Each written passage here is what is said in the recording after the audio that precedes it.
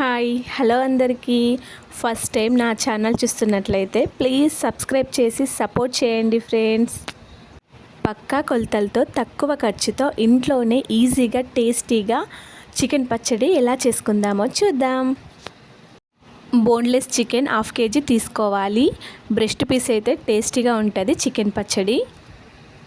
1 cup ధనియాలు, అల్లం వెల్లుల్లి పేస్ట్, 1/2 kg చికెన్కి 2 నిమ్మకాయలు సరిపోతాయి.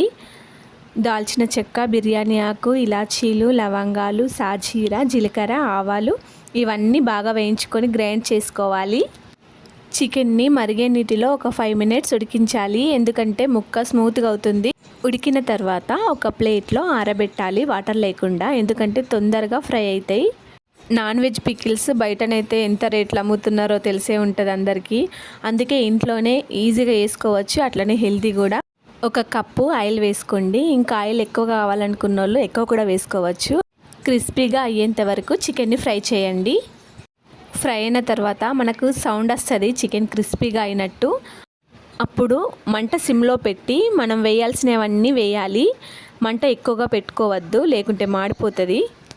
కలర్ కూడా గోల్డెన్ కలర్లో వస్తుంది. వచ్చిన తర్వాత అందులో కరివేపాకు, అల్లం వెల్లుల్లి పేస్ట్ వేసి ఫ్రై చేయాలి. అల్లం వెల్లుల్లి పేస్ట్ పచ్చివాసన పోయేంత వరకు ఫ్రై చేసి అందులో పసుపు కూడా వేయాలి. పసుపు ఇంకా మనం గ్రైండ్ చేసుకున్న మసాలా కూడా వేసి ఒకసారి కలుపుకొని స్టవ్ ఆఫ్ చేయాలి.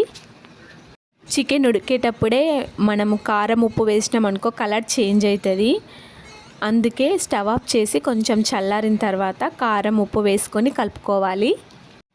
కారం 1 కప్పు తీసుకుంటే ఉప్పేమో సగం కంటే ఎక్కువ తీసుకోవాలి.